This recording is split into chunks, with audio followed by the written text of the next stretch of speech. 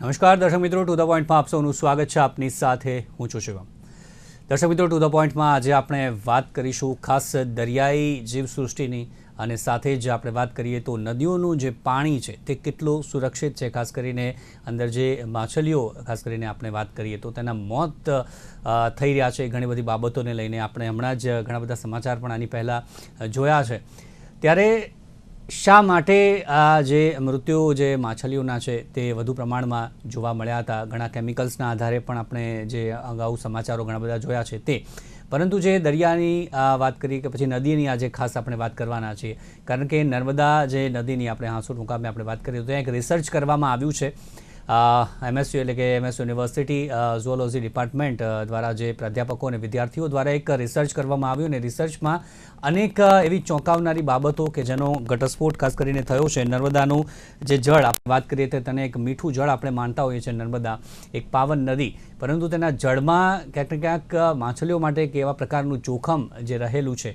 Plastic એટલે વાત કરીએ માઇક્રો પ્લાસ્ટિકની આપણે વાત કરીએ તો તે ખૂબ જ વધુ પ્રમાણમાં જ્યારે જોવા મળે છે, અને તેના કારણે જે માછલીઓ કે જે મૃત્યુ પણ પામે છે.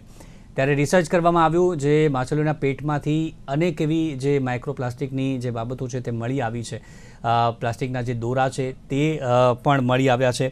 તો પ્લાસ્ટિક આ સિવાય ફિલ્મના ટુકડા છે તે સહિતની ચીજો ક્યાંક ને ક્યાંક મળી આવી છે.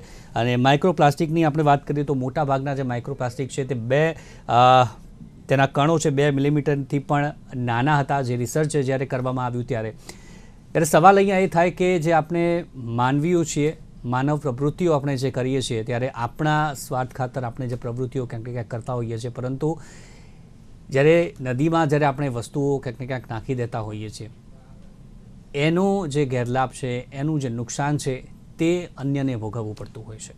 આપણને તો ભોગવવું પડે જ છે, પરંતુ જે અબોલ પશુ પક્ષીઓ આપણે વાત કરીએ તેમને, કે પછી અત્યારે આપણે માછલીઓની વાત કરીએ છીએ તેમને, ખાસ કરીને જે આ માછલીઓની વાત કરીએ તો લેવટી અને બોઈ માછલી કે જેમના પર રિસર્ચ કરવામાં આવ્યું હતું, અને જેમના પેટમાંથી આ માઇક્રોપ્લાસ્ટિક કે જે મળી આવ્યું હતું. ત્યારે કેટલી ચિંતાજનક બાબત છે. આ માત્ર નર્મદા નદીની આપણે વાત કરી, આ તો જે લેક જે ખાસ કરીને રિસર્ચ કરવામાં આવ્યું છે, ત્યારે કેટલી એવી નદીઓ છે ત્યાં કેવા પ્રકારે આ માઇક્રોપ્લાસ્ટિકનું જે વધુ પ્રમાણમાં જે ત્યાં હશે, અને તેનું પણ જ્યારે તે માછલીઓના પેટમાં હશે. ઘણી બધી બાબતો છે, ઘણા બધા સવાલો પણ છે આને લઈને. ત્યારે શું કરવું જોઈએ, ખાસ કરીને આપણે શું શીખવું જોઈએ આ જે બાબત સામે આવી છે તેનાથી? આ તમામ બાબત પર આપણે ચર્ચા કરીશું, અને ચર્ચા સાથે 3 મહેમાન મારી સાથે અત્યારે જોડાયા છે. સૌથી પહેલાં મહેમાન છે મારી સાથે અભય રાવલ, મારી સાથે જોડાયા છે, જળ વિશ્લેષક છે. સ્વાગત છે આપનું સર. ત્યારબાદ મારી સાથે છે ડૉક્ટર અર્પિત દેવમુરારી, આપણી સાથે જોડાયા છે, કન્ઝર્વેશન બાયોલોજિસ્ટ છે તે પોતે. અને અન્ય એક મહેમાન મારી સાથે જોડાયા છે ડૉક્ટર રણજીતસિંહ દેવકર, કે જેઓ આસિસ્ટન્ટ પ્રોફેસર છે ઝૂઓલોજી ડિપાર્ટમેન્ટ ઓફ ઝૂઓલોજી, અને સાથે જ faculty of science MS university. સ્વાગત છે આપનું પણ. સૌથી પહેલાં દેવકર સાહેબ, આપનાથી શરૂઆત કરીએ. MS યુનિવર્સિટીથી જે વિદ્યાર્થીઓ અને પ્રાધ્યાપક દ્વારા જે કરવામાં આવ્યું આ રિસર્ચ, કઈ ચોંકાવનારી બાબતો સામે આવી, અને સૌથી પહેલાં તો આ જે રિસર્ચ કરવામાં આવ્યું તેના પહેલાં પ્રયોજન શું હતું? શા માટે આ પ્રયોજન કરવાની જરૂર પડી રિસર્ચ કરવાની? ઓકે, સો સૌ પ્રથમ તો બહુ જ સારી બાબત છે કે જે પ્રેસ છે, મીડિયા છે, આ બાબતે એની નોંધ લે છે, અને લોકોનું આ તરફ ધ્યાન દોરવું એ જ આ બધા રિસર્ચનો મેઇન હેતુ હોય છે.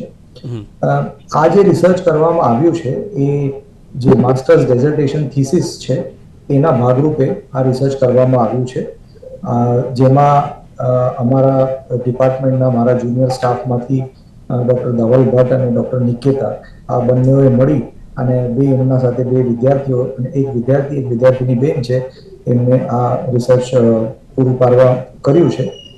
માઇક્રોપ્લાસ્ટિક્સ ઉપર ભૂતકાળમાં પણ MS યુનિવર્સિટીમાં મારા ડિપાર્ટમેન્ટમાં રિસર્ચ કરવામાં આવેલું છે, અને નોટ ઓનલી ફિશિસ પણ ક્રેબ્સ, મોલ્યુસ્કન્સ, એ બધી પ્રજાતિઓમાંથી જે દરિયાઈ પ્રજાતિઓ હોય છે તેના બોડીઝમાંથી પણ માઇક્રોપ્લાસ્ટિકનું સારું એવું પ્રમાણ બતાડવામાં આવેલું છે. ઇન્ટરેસ્ટિંગ વાત એ છે કે જે માઇક્રોપ્લાસ્ટિક જે છે એનું જે પ્લાસ્ટિકનું ડિગ્રેડેશન થાય ત્યારબાદ જ્યારે એ માઇક્રોસ્કોપિક અથવા સબ માઇક્રોસ્કોપિક ફોર્મ એચીવ કરે છે તો એ વાતાવરણમાં, એન્વાયરમેન્ટમાં, એટલે પછી એક્વાટિક ઇકોસિસ્ટમ હોય, મરીન ઇકોસિસ્ટમ હોય કે પછી ગ્રાઉન્ડમાં સોઇલ હોય, તેમાં ઘણા ટાઈમ સુધી ઇનર્ટ રહી શકે છે. લિટરેચરને આપણે માનીએ, એની વાત માનીએ તો approximately 20 years to it can stay as long as 500 years. સો એટલું બધું સ્ટડી હોવાના લીધે, એટલું બધું ઇનર્ટ હોવાના લીધે એના ઓબ્વિયસલી કેટલાક બાયોલોજીકલ રિપોર્કશન્સ થતા હોય છે, અને એ બધાની જે સ્ટડી કરવી એ આ સ્ટડીનો મેઇન હેતુ હતો. જી, ચોક્કસથી આગળ વિસ્તારપૂર્વક ચર્ચા કરીશું. અભયજી, પાણીને લઈને વાત કરીએ, પાણીમાં જોખમ, આ નર્મદાની વાત કરીએ આપણે, પરંતુ ગુજરાતની, દેશની એવી ઘણી નદીઓ છે કે જ્યાં આ પ્રકારે થતું હશે માઇક્રોપ્લાસ્ટિકથી જોખમ. આ સિવાય જળને જોખમની વાત કરીએ તો માનવીની કઈ કઈ પ્રવૃત્તિઓ છે અત્યારે આપણી કે જેનાથી જળને આટલું બધું જોખમ છે? આપણને તો છે, પરંતુ દરિયાઈ જીવસૃષ્ટિની અત્યારે પણ આપણે વાત કરવી છે. આપણા કરતાં વધારે અમને જલ્દી અસર થતી હોય છે, અને એની અસર અત્યારે આપણે જોઈ. શું કહેશો? આપણી નદીઓ, જેને આપણે લોકમાતા કહીએ છીએ, આ લોકમાતા, એમાં પછી આપણી ગંગા મૈયા હોય, યમુનાજી હોય, તાપી હોય, આપણી સરસ્વતી હોય કે માં નર્મદા હોય, આ સિવાય પણ સૌરાષ્ટ્રની જેને જીવનધારા કહેવાય એવી ભાદર, શેત્રુંજી, આ બધી જ નદીઓ, એમાંની અમુક નદીઓ જો કે એવી કે જે હજી હમણાં સુધી, એટલે કે છેલ્લા 5-10 વર્ષ બાદ કરીએ તો એના પહેલા તો સૌરાષ્ટ્રમાં મોટા ભાગે નદીઓ પુનર્જીવન એનું થતું જ નહીં, પરંતુ હમણાં કેટલાય વર્ષોથી સારો વરસાદના પાણીનો સંગ્રહ, એના કારણે આ નદીઓ પુનર્જીવિત થવાનો પ્રારંભ થાય.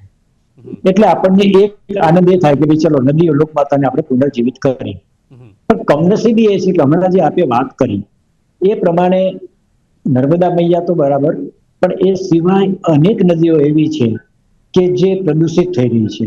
એક તરફ નદીઓને પુનર્જીવન કરવાનો પ્રયાસ થવા અને એમાં સફળતા મેળવવી, અને બીજી તરફ વિડંબના એટલે કે વિચિત્રતા એ છે કે આ જ નદીઓને આપણું લોકજીવન, લોકમાતા આ નદીઓને માનતું હોવા છતાં પણ પોતાની સામાજિક જવાબદારીથી બિલકુલ પાછું પલટાવીને, એનાથી મોં ફેરવીને એ નદીને પ્રદૂષિત કરવાનું પાપ કરી રહી છે.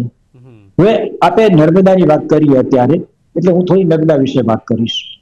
મને એમ લાગે છે કે આજે મેં જે રિપોર્ટ વાંચ્યો અને હમણાં જે સાહેબે જે વિશ્લેષણ કર્યું એ પ્રમાણે જોવા જઈએ તો આમ કદાચ એવું લાગે કે જે આ પ્રવૃત્તિ સાથે જોડાયેલા છે એમનો કદાચ આવો આશય નથી, જાણતા કરતા અજાણતા પણ આ કાર્ય થઈ રહ્યું હોય એવું આપણને લાગે.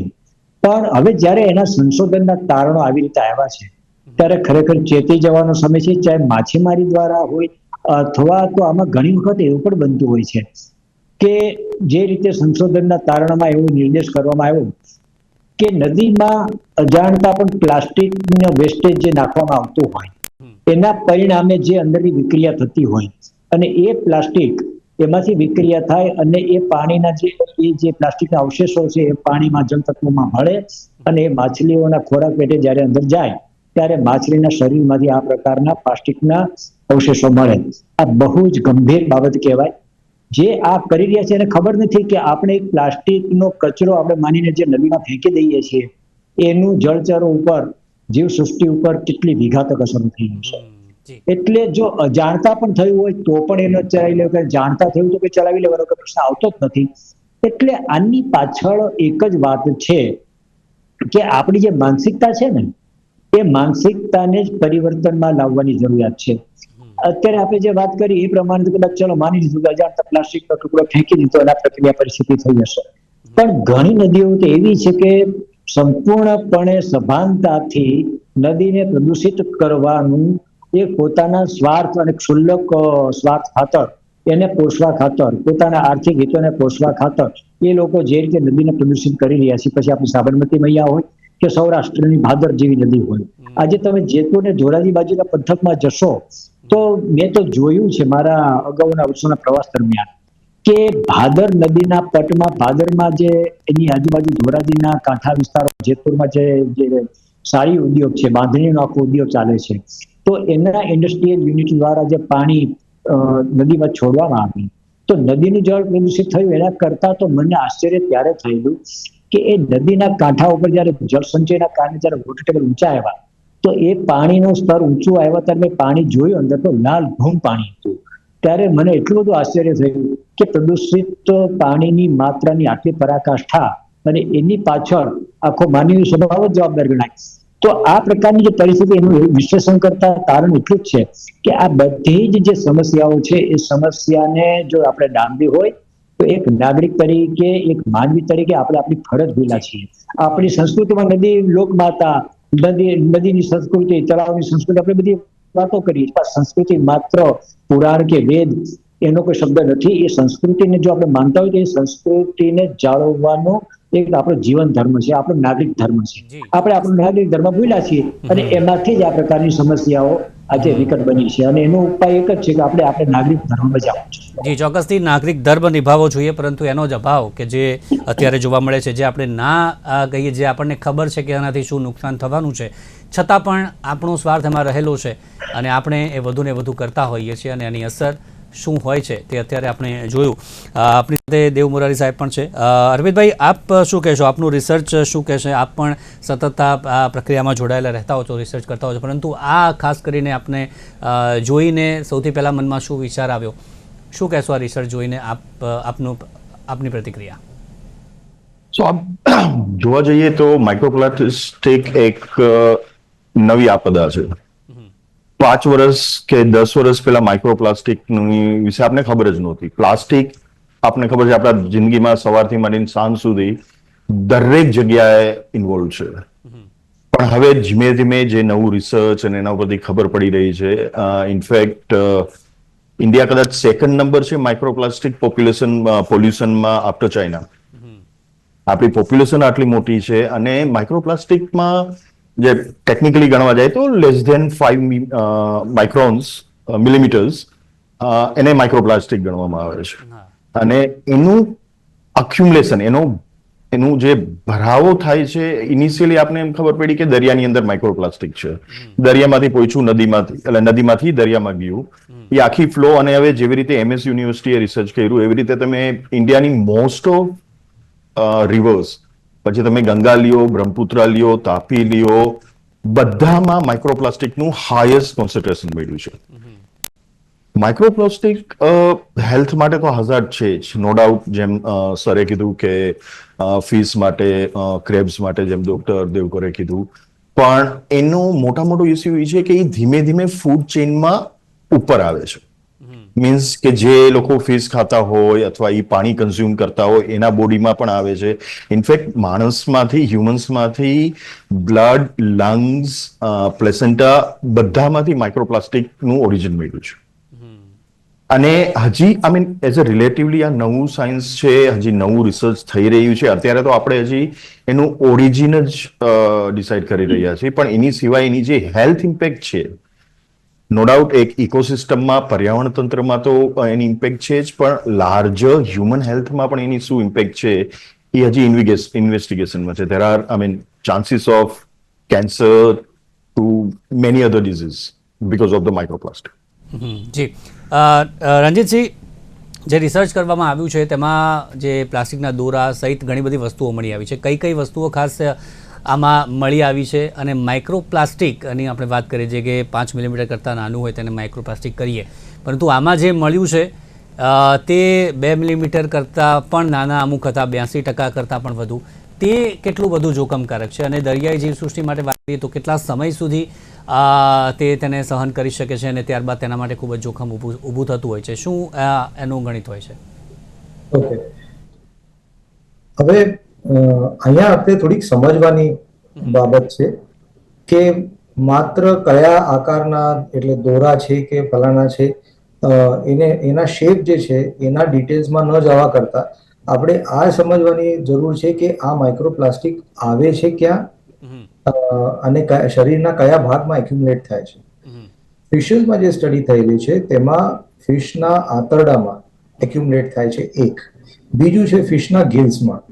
હવે જેમ અર્પિતભાઈએ વાત કરી કે બંને વસ્તુ ખાવામાં આવતી નથી, પણ ખાવામાં આવે છે મસલ્સ.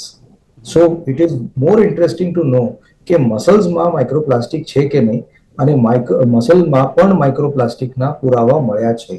અને માઇક્રોપ્લાસ્ટિકમાં જે મસલ્સમાં એક્યુમ્યુલેટ થાય તેનું સ્વરૂપ સાવ અલગ હોય છે. એ વધુ સૂક્ષ્મ હોય છે, માઇક્રોસ્કોપિક હોય છે અને વધુ ઘાતક હોય છે.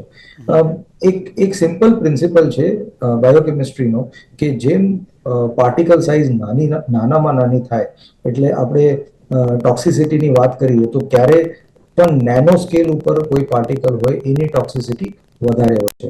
એટલા માટે એટલે 1990s 2000માં ઘણો બધો રિસર્ચ નેનો પાર્ટિકલ્સ અને નેનો કોમ્પોઝિટ્સ ના ટોક્સિસિટી ઉપર, નેનો મેટલ ટોક્સિસિટી ઉપર થયેલું છે. અને માઇક્રોપ્લાસ્ટિક્સ આ એક ન્યૂ એડિશન છે આ સિરીઝમાં કે જેની ટોક્સિસિટી હજી આપણે સમજી રહ્યા છે.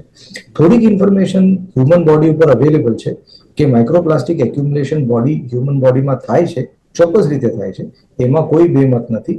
અને એના લીધે જેટલા લાઇફસ્ટાઇલ ડિસઓર્ડર છે, લાઈક બ્લડ પ્રેશર વધે છે, હાઇપરટેન્શન થાય છે અને એના રિલેટેડ જેટલા પ્રોબ્લેમ્સ હોય, દાખલા તરીકે સ્ટ્રોક કે હાર્ટ એટેક, એની શક્યતાઓ ઘણી બધી વધી જાય છે. હવે કોઈ પણ આપ મેડિકોને પૂછશો તો એ વાત કરશે કોમોર્બિડિટીઝની, કે already diabetes, blood pressure, XYZ બીમારીઓ હોય તો એવા લોકોને માઇક્રોપ્લાસ્ટિક્સનું રિસ્ક 10 ગણા વધી જાય છે. 10 ગણા, 20 ગણા, મલ્ટીપ્લાય બાય 10 or 20 આપ કહી શકો છો. સો બીકોઝ ઓલરેડી આપણે આટલા બધા ડિઝીઝીસને લઈને બેઠા છે શરીરમાં, અને આ નવો પ્રોબ્લેમ આવે તો એનાથી જેનો ઇફેક્ટ છે, જેમ કોવિડમાં થયેલું કે જે ડેથ થયા એ બધા કોમોર્બિડિટીઝના લીધે વધુ થયા હતા, કે જે ઓલરેડી પેશન્ટ્સને બીમારીઓ હતી એના લીધે ડેથ્સ વધારે થઈ. એટલે જ્યારે સેકન્ડ અને થર્ડ વેવ આવી ત્યારે ડોક્ટર સમજી ગયા હતા કે કોવિડ 15 દિવસમાં ઇટ્સ અ વાયરસ, એનું સાયકલ પૂરું કરીને જતું રહેશે, પણ જે ઓલરેડી એક્ઝિસ્ટિંગ ડિઝીઝ પેશન્ટ જેની સાથે જીવી રહ્યા છે એને સાચવવાની જરૂર છે. સો right now we don't know કે માઇક્રોપ્લાસ્ટિક્સ શરીરમાં એક્યુમ્યુલેટ થઈ અને ક્યાં ઇફેક્ટ થશે. લોઅર ઓર્ગેનિઝમ્સમાં, એટલે જે રિસર્ચ થયેલું છે તેની વાત કરું તો એના ઇમ્યુન સિસ્ટમને ટાર્ગેટ કરે છે. અને હજી સુધી કોમ્પ્રિહેન્સિવ એવિડન્સ અવેલેબલ નથી કે હ્યુમનના ઇમ્યુન સિસ્ટમને ટાર્ગેટ કરે છે કે કેમ. જો હ્યુમનના ઇમ્યુન સિસ્ટમને પણ ટાર્ગેટ કરતું હશે તો હ્યુમનની ઓવરઓલ ઇમ્યુનિટી ડાઉન થશે. The moment the immunity goes down, human body is vulnerable કે બીજું કોઈ પણ ઇન્ફેક્શન આવી અને હ્યુમનને ઇન્ફેક્ટ કરી શકે. તો એના લીધે પછી માઇક્રોપ્લાસ્ટિક એક પ્રત્યક્ષ નહીં પણ પરોક્ષ રીતે it becomes very lethal and dangerous. So the research is still on. We are trying to find out.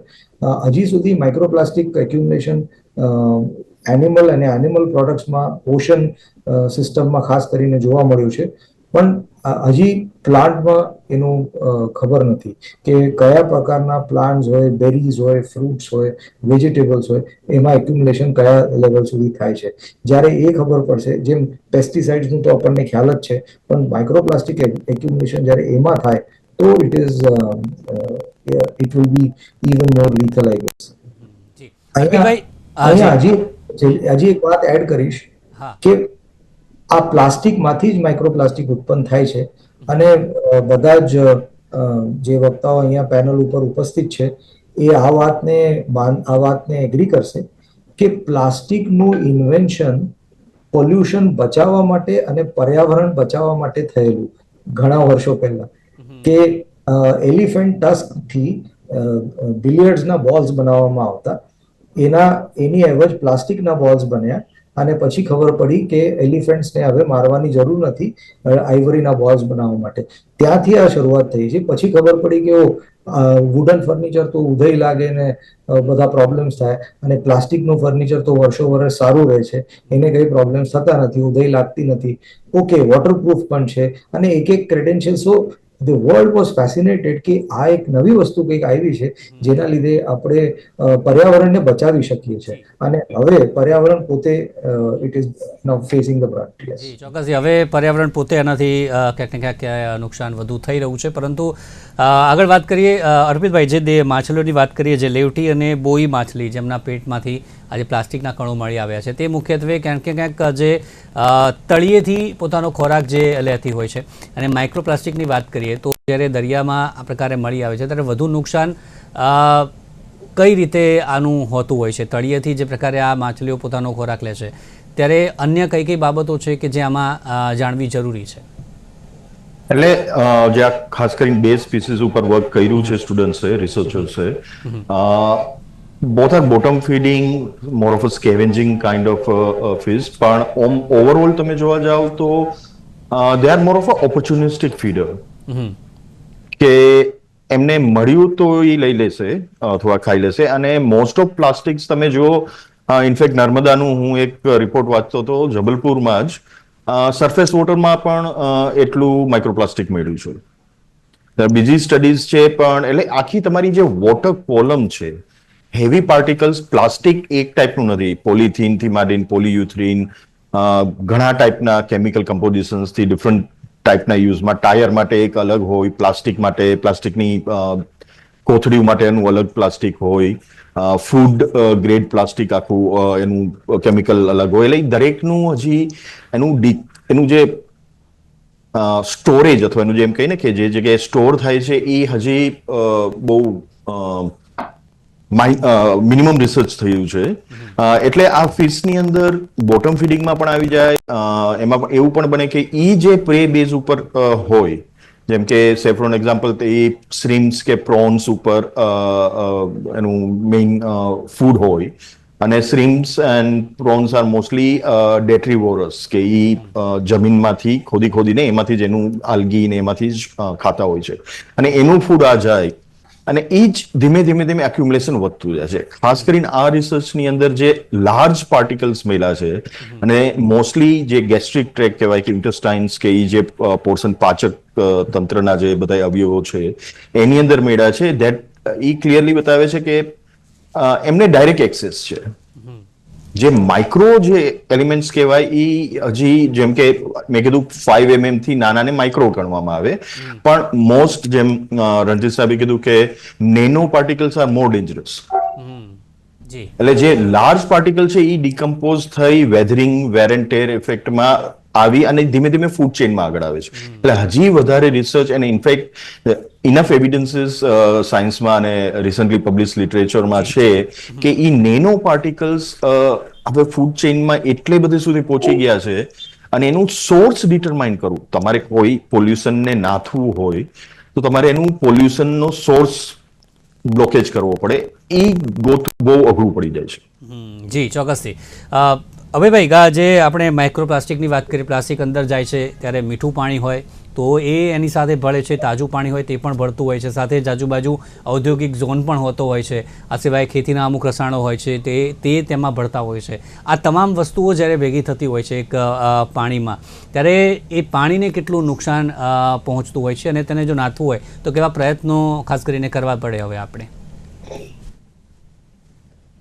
આ બહુ જ ગંભીર પ્રશ્ન છે. બંને વિદ્વાન વિશ્લેષકોએ જે તારણો કાઢ્યા, જે રીતે સમીક્ષા કરી કે આ કઈ રીતે શક્ય બને છે, એ જોતા આ જે કઈ પરિસ્થિતિનું નિર્માણ થયું છે એનો ઉકેલ કેવી રીતે લાવવો એ એક મારી દૃષ્ટિએ તો મોટો પડકાર છે.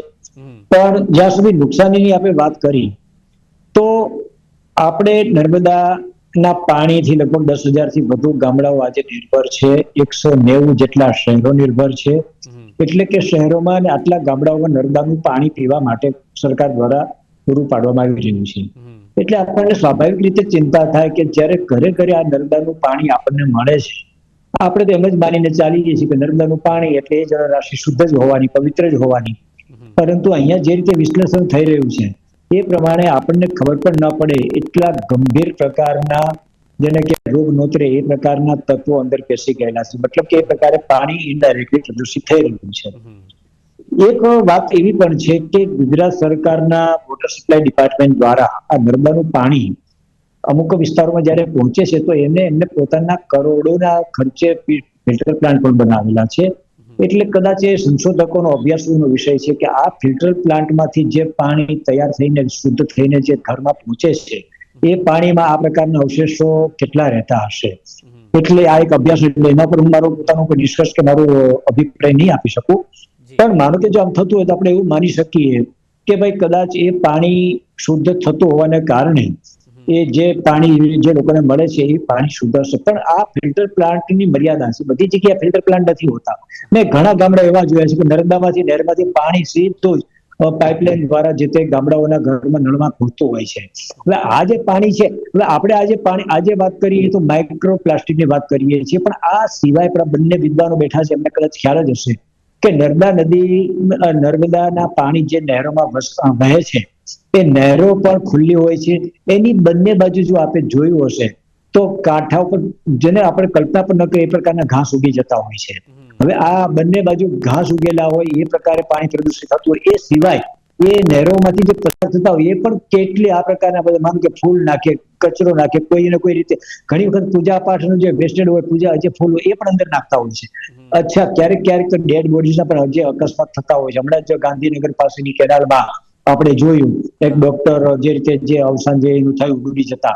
આવું તો કેટલું થતું. એટલે આ પ્રકારે આપણી કલ્પના પણ ના આવે એ પ્રકારે પાણીને પ્રદૂષિત કરવાના ડાયરેક્ટલી ઇનડાયરેક્ટલી જાણતા અજાણતા પ્રયાસો થઈ રહ્યા છે. એટલે આ પ્રકારના પ્રયાસોને કારણે જયારે પાણી નર્મદાનું પાણી પ્રદૂષિત થતું હોય તો એના શુદ્ધ કરવાના ઉપાય એ તો ખરેખર કોઈ સરકાર આ પ્રકારના ઇન્ટરનેશનલ વિદ્વાનોનો અભ્યાસ મેળવીને કોઈ તારણ કાઢીને એના જો શુદ્ધ કરવાના ઉપાયો શોધે તો જ વાત છે. બાકી ખરેખર આટલા અબજો લીટર પાણી વહેતું હોય એને શુદ્ધ કેવી રીતે કરવું એ મારી દ્રષ્ટિએ મોટો પડકાર છે. ચોક્કસ એક મોટો પડકાર છે, કારણ કે આપણે જ જે આના જવાબદાર છીએ ક્યાંક ને ક્યાંક જે અને આમાંથી જે વસ્તુઓ મળી આવી છે તે પણ જે ચિંતાજનક છે. પ્લાસ્ટિકના ટુકડા હોય કે થર્મોકોલ હોય, પ્લાસ્ટિકના દોરા છે, ફિલ્મ પટ્ટી છે, વાદળી રંગના કણો છે, સફેદ રંગના કણો, લાલ રંગના કણો, આ ઘણા બધા જે વસ્તુઓ છે આમાંથી રિસર્ચમાં મળી આવી છે અને આગામી સમયમાં પણ ઘણા બધા રિસર્ચ થશે અને તેમાં પણ ચોંકાવનારી વિગતો સામે આવશે.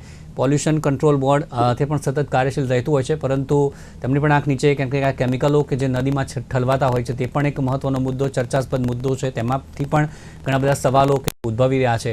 ત્યારે નદીઓને જે સુરક્ષિત કરવા માટે, તેને પ્રદૂષિત થતી અટકાવવા માટે કેવા પ્રયત્નો ખાસ કરીને થવા જોઈએ જેથી દરિયાઈ જીવસૃષ્ટિ પણ સુરક્ષિત રહે, આ એક સવાલ અત્યારે પણ બની રહ્યો છે અને કદાચ આગામી સમયમાં પણ જો આ સ્થિતિ રહી તો બનેલો રહેશે. ત્યારે આપણી સાથે ચર્ચામાં જોડાયા ડૉક્ટર રંજીતસિંહ, અભયજી અને સાથે જ અર્પિતજી, ત્રણેયનો આભાર અમારી સાથે જોડાયા તે બદલ. Thank you very much. Thank you. તો દર્શક મિત્રો, ટુ ધ પોઈન્ટમાં હાલ બસ આટલું જ. ફરી મળીશું નવા મુદ્દા સાથે. રજા આપશો. નમસ્કાર.